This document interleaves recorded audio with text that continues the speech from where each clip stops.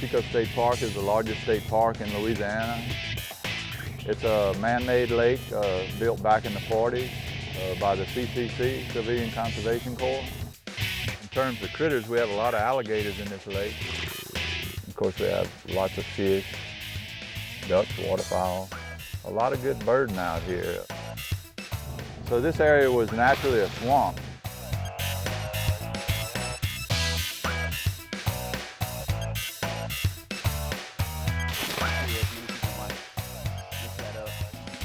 Hi, welcome to Wet Work. I'm Austin Mouton, and I'm here in Chico State Park with Mr. Jim Robinson and Mr. Bill Roberts, who are park managers at Chico. Now, Mr. Jim, what are we going to be doing today?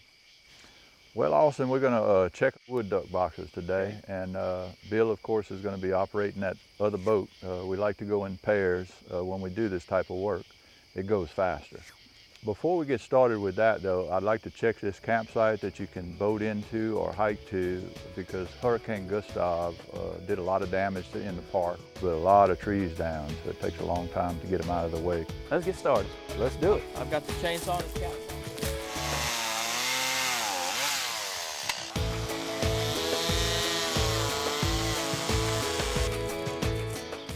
Man, I've had enough of this land work. Let's go do some wet work. Let's go.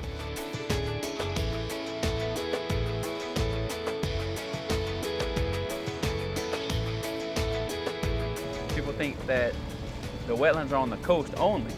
What are the advantages of upland wetlands such as Chico?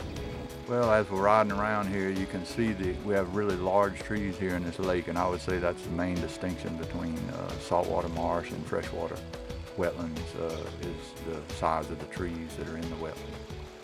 It's a very wooded lake, has cypress and tupelo. This is a nice colony of tupelo gum.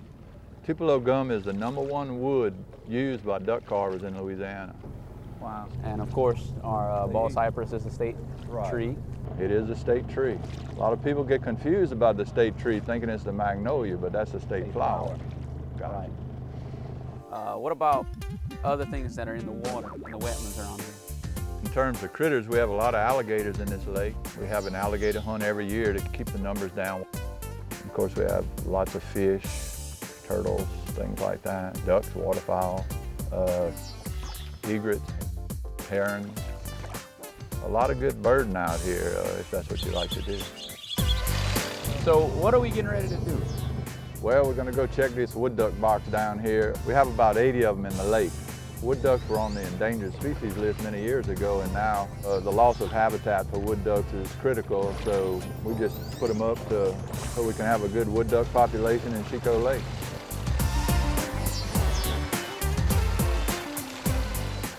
All right, Mr. Robinson, this is a wood duck box, but how are we going to get access to it? We've got a screw right here to keep people, the general public, from opening and close it. So we've got to undo the screw first, and then you slide this out and you look in there, and we're going to take the old wood shavings out, like at a machine shop where they shave the wood off. But it doesn't absorb water, and it's the best nesting material for them. Take it all the way out. Open it up and see what you got in there. Loose tight. We have some eggs. These eggs did not hatch last year for whatever reason, so they'll never hatch. They're not viable eggs anymore. So you can tell the discoloration. What makes this a bad job is if you break that. It stinks. And, ooh, wow, that was a good one.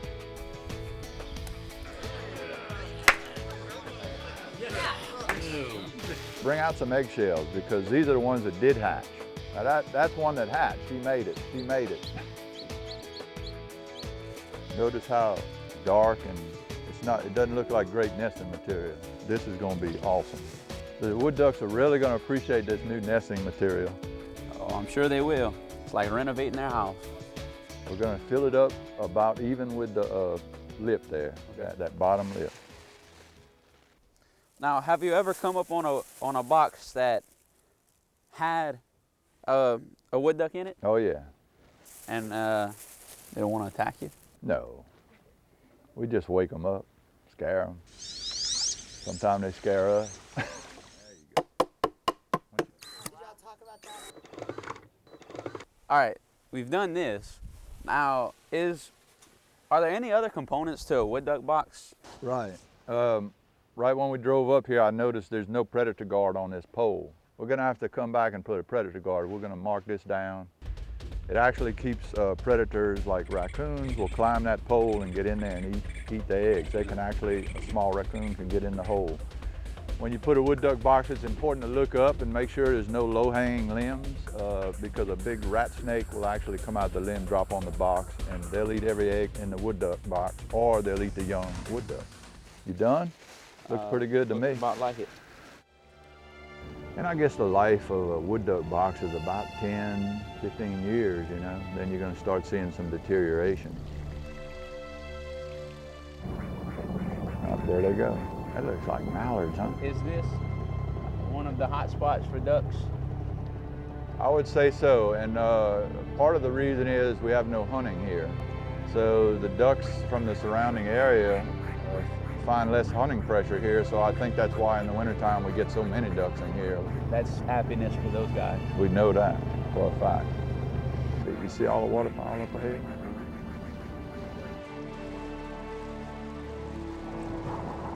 Wonder if any wood ducks are nesting in there. We don't check those, by the way. Look at the vulture on top of the tree. We have about an 8-mile canoe trail in here.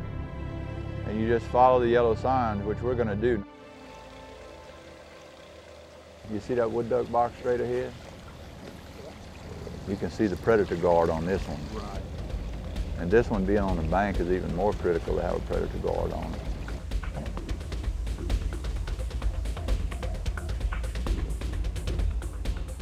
This is the predator guard. This is what it's supposed to look like. But you can see it's kind of loose here. The hurricane probably loosened it up by waddling it back and forth. Okay. So I got a little screwdriver here, and if you want to tighten that hose clamp up and see if we can get it to move less. Sure. A little better. Yeah.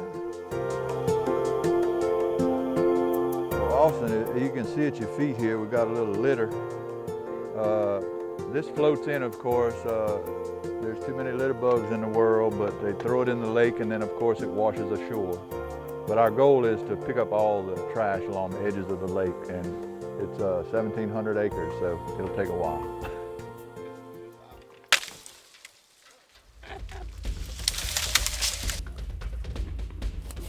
So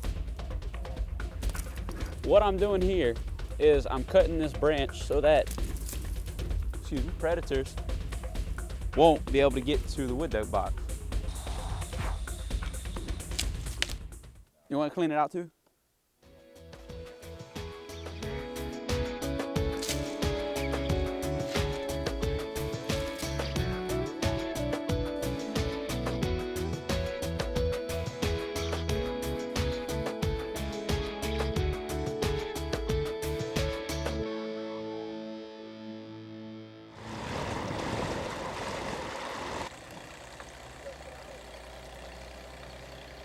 Now here's a plant that I picked up. Now, Mr. Jim, what kind of plant is this?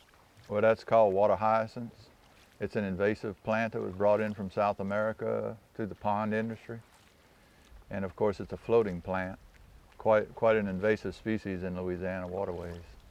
Can you tell me what all this is? Well, you got two things here for sure. The small green stuff is common duckweed, and the larger stuff is salvinia, which is another invasive species.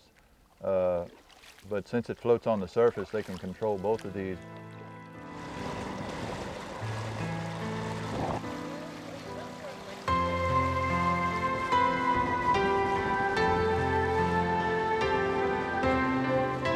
Every October we have this here at Chico. This is called Marsh or swamp marigold. It's an aquatic wildflower. But it is native, it's not exotic. Very pretty too. Yeah. You know, this is a man-made lake, so it does have a tremendous watershed, and it does get a lot of, it fills up quickly, and then it's gradually let out by the spillway system, so that does help in flood control. Right now we're here on the spillway section that the CCC built. Right ahead of us is the flood control structure, and it actually controls the level of the lake. we can actually open the floodgates and drain the lake down to the channel if we want to. What would you tell a young person that wanted to get into the conservation, the wildlife, that type of area, such as what you do? I'd recommend that they go to college and get that Bachelor of Science degree in wildlife management, forestry, or any natural resource degree. And we're always looking for good park managers. But you can also get into the wildlife and fishery field too, if that's what you choose to do. I was told that many years ago that you needed a master's degree to get into the U.S. Fish and Wildlife Service, and it's absolutely true.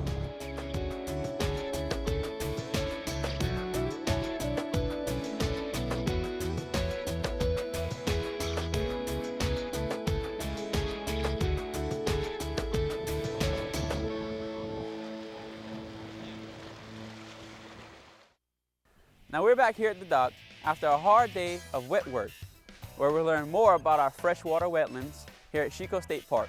So now I'd like to thank Mr. Jim and Mr. Bill for giving us the opportunity to come over here and learn more about our wetlands. So in closing, I'd like to remind you to get wet.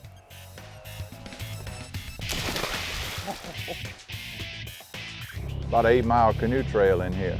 Most of the time we don't hit any stumps when we follow. That's an advantage. Wood duck's gonna really appreciate this, Stuart. He likes to be called Austin. Austin. Stuart. Austin. So I'd like to thank Mr. Bill. Jim. God, dog! I didn't mess up all day until now. Okay, you paid me back for Stuart. Okay? Yeah.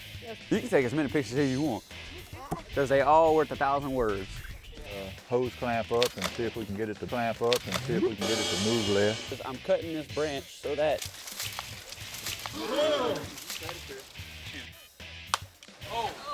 Did it get on your camera? your home improvement warehouse. Chico. Chico. Chico. She. Chico.